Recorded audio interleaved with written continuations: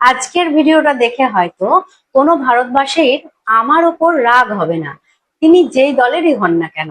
আজকে আপনাদের নিয়ে যাব সেই বীর সন্তানদের আলোচনা সভায়, যারা নিজেদের প্রাণ উৎসর্গ করেছিলেন এই ভারত মাতাকে স্বাধীন করতে, ভারত মাতাকে শৃঙ্খল মুক্ত করতে। চলুন তবে যাওয়া যাক, তারা আজকের ভারতবর্ষকে দেখে কি বলছেন সেটা শুনে নিই।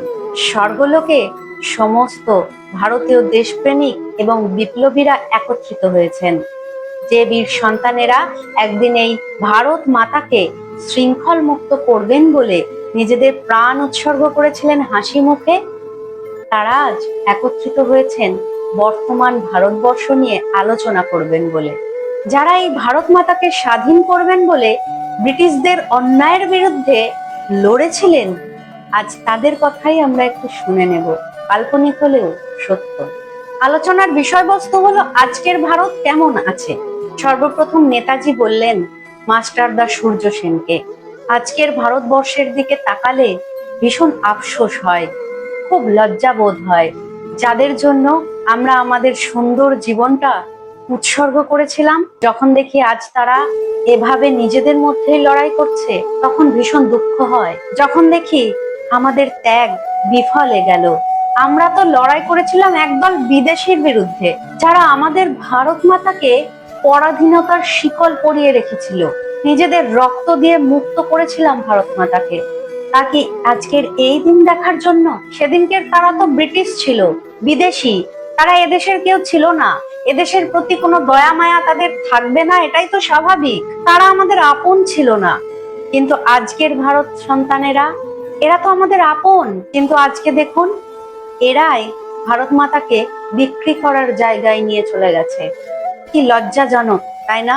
মাস্টারদা বললেন, ঠিক বলেছেন নেতাজি, সেদিন গুপ্তচরের খবর পেয়ে বিয়ের আসর থেকে উঠে এসেছিলাম, ভেবেছিলাম এই তো একটা সুযোগ পেয়েছি দেশ মাতাকে শৃঙ্খল মুক্ত করার, দেশ মাতাকে স্বাধীন করার।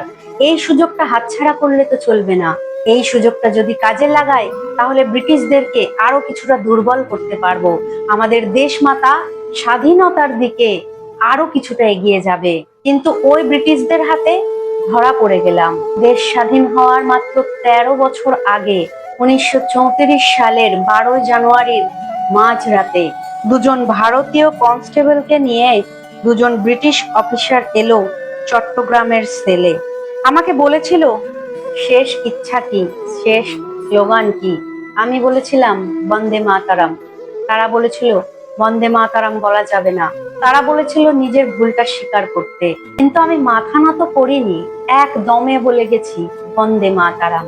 আমার ফাঁসির অর্ডার আগেই হয়ে গিয়েছিল, তবুও তারা আমার উপর অকথ্য অত্যাচার শুরু করে। সাঁড়াশি দিয়ে উপড়ে ফেলা হয় আমার দাঁতগুলি, হাতুড়ি দিয়ে ভেঙে দেওয়া হয় আমার হাত এবং পায়ের হাঁটুর হাড় এবং হাতের আঙুলের হাড়গুলি। এরপর সাঁড়াশি দিয়ে জিভ টেনে ধরা হয়েছিল।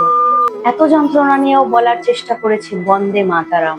আর ব্রিটিশ অফিসারের অর্ডারে ভারতীয় কনস্টেবলরা এক প্রকার অপারগ হয়েই আমার উপর অত্যাচার করেছিল সেই রাতে। ভোর রাতে আমার নিথর শরীরটাকে ফাঁসি কাঠে ঝুলিয়ে দেওয়া হয়েছিল। সেদিনও আমার এত কষ্ট হয়নি যতটা আজকের ভারতবর্ষের দিকে তাকালে হয়। আজও ভারতবাসী বন্দে মাতারাম বলে, কিন্তু বেশিরভাগই ভারতবর্ষকে ভালোবেসে নয়, নিজেদের গদি বা ক্ষমতা বাঁচাতে অথবা পেতে। স্বর্গলোকে উপস্থিত সকল বীরের চোখেই তখন জল, একটা দীর্ঘশ্বাস বয়ে যাচ্ছে, চতুর্দিক থমথমে পরিবেশ। আজ হয়তো সকলেরই আক্ষেপ হয়, ওই বীর সন্তানেরা তাদের নিজেদের সোনালী জীবনটা শুধুমাত্র আমাদের মতো স্বার্থবাদীদের জন্য উৎসর্গ করেছিলেন। এটা ভেবে লজ্জা হয়, আমাদের দেশের বীর সন্তানেরা এই ভারতবর্ষকে বিদেশিদের হাত থেকে মুক্ত করার জন্য যে লড়াই করেছিলেন, আর আমরা আজ নিজেরাই নিজেদের বিরুদ্ধে লড়াই করছি। ভিডিওটি ভালো লাগলে শেয়ার করুন, যাতে সব স্বার্থবাদীদের এক মুহূর্তের জন্য হলেও এই সত্য দর্শন হয়। তারা এক মুহূর্তের জন্য হলেও যাতে নিজেদের কৃতকর্মের জন্য লজ্জা বোধ করে। এই কাল্পনিক লেখনীটি সকলের কেমন লাগলো অবশ্যই কমেন্টে জানাবেন। অনেক কিছু শিখতে হবে, অনেক কিছু জানতে হবে। প্রত্যেকটা মুহূর্তেই আমরা অনেক কিছু শিখি। সকলে ভালো থাকুন, সুস্থ থাকুন।